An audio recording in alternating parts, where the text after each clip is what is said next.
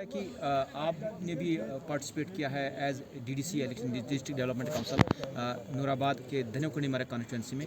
तो ये बताएं क्या कौन सा एजेंडा लेके आप लोगों के पास जा रहे हैं, ये बताएं, और गुपकार पर आप ज़रा लबकुशाई कीजिए। देखिए, जो गुपकार डिक्लेरेशन, जो Gupkar people's alliance for Gupkar declaration, पहले ये 5 अगस्त से एक दिन पहले इन्होंने बनाई, इसलिए कि अगर सरकार का कोई मंसूबा 370 हटाने के लिए है तो उन्होंने बोला हम इसको हटाने नहीं देंगे।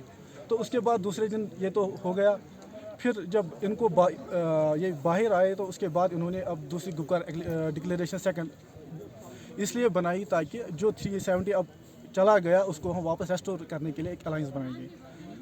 तो ये मुझे बताए कि अगर ये चाहते हैं कि गुपकार डिक्लेरेशन जो ये पीपल्स अलायंस है ये वाजह करे कि ये अगर 370 या 35 को वापस लाना चाहते हैं तो वो कैसे लाएंगे। वो तो या तो सुप्रीम कोर्ट के जरिए आएगा या तो पार्लियामेंट के जरिए आएगा। तो पार्लियामेंट में अभी भी इनके जो 3-4 जो पार्लियामेंट मेंबर है वो तो वहाँ पे इस पर बात ही नहीं करते हैं। 370 या 35A पे इनके पार्लियामेंट मेंबर वहाँ पे चुपचाप बैठते हैं, इस पर बात ही नहीं करते हैं। तो या तो दूसरा जो तरीका है, the only option is supreme court of India, the matter is सब जुडाइज नाउ।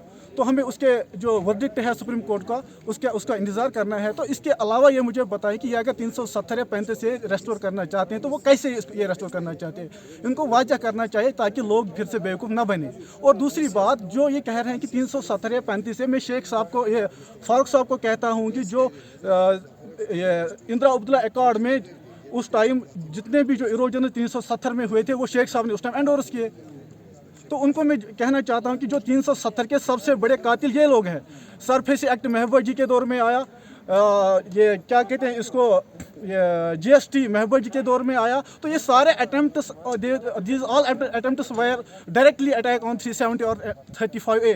तो ये सब उनके दौर में हुआ है। अब तो ये आज नया ड्रामा लेके आ रहे हैं कि हम ये बीजेपी को आने नहीं देंगे। ये मुझे बताइए, डिस्ट्रिक्ट डेवलपमेंट चुनाव के लिए ये अपना एजेंडा वाज़ह करे। ये कोई एजेंडा नहीं है कि हम दूसरी जमात को आने नहीं देंगे। वो तब ही पॉसिबल होगा उनके पास, इनको अपना एजेंडा वाज़ह करना चाहिए, भाजपा अपना एजेंडा वाज़ह करे तो फिर लोगों के पास हर कोई जाएगा। तो लोगों को जिसका एजेंडा कबूल होगा लोग उसको ऑप्ट करेंगे। ये कोई एजेंडा नहीं है। पीपल्स अलायंस को चाहिए कि वो अपना एजेंडा वाज़ह करे, चुनाव किस लिए वो लड़ रहे हैं। या तो वो ये चाहते हैं कि अब पार्लियामेंट में चुपचाप बैठ के अब वो डिस्ट्रिक्ट डेवलपमेंट चुनाव के जरिए वो 370 या 35 को रेस्टोर करना चाहते हैं। तो इसलिए हम मैदान में आए, नौजवान खड़ा किए तो ताकि ये इनके लिए एक जवाब है। इनको लोगों के पास कुछ देने के लिए है नहीं, इसलिए हमने हर किसी जगह पे नौजवान। सजाद से यहाँ पे अमित शाह का कल एक ट्वीट आया कि ये जो है ये एक गैंग है पब्लिक। देखिए, मैं एक चीज़ बता रहा हूँ कि जो बीजेपी की जो आइडियालॉजी है, मैं एक बात, मैं सच की हकीकी बात कह रहा हूँ, अगर ये किसी को कड़वी भी लगे, जो अमित शाह जी ने कहा कल वो ये एक गैंग है, तो वो इनके अलायंस पार्टनर रहे हैं। दूसरी बात, यहाँ पे एक लेबल लगाया जा रहा है कि जो बीजेपी की आइडियालॉजी पसंद नहीं करेगा he is labelled as international. मैं उनको कहना चाहता हूँ कि मैं बीजेपी की आइडियालॉजी के टोटली अगेंस्ट हूँ, but I am a true nationalist. मैं सबसे बड़ा अमित शाह जी से सबसे बड़ा नेशनलिस्ट हूँ, जिसने 2017 में यहाँ पे वायोलेंस को एक साइड में रख के 2017 में यहाँ पे लोकसभा इलेक्शन में पार्टिसिपेट किया as an individual, as a youth here. तो मैंने पार्टिसिपेट किया। हम जमहूरी लोग हैं, हम जमहूरी तो लड़ रहे हैं।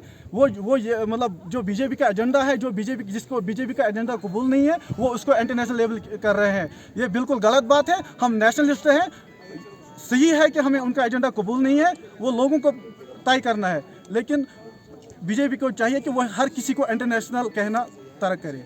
शुक्रिया।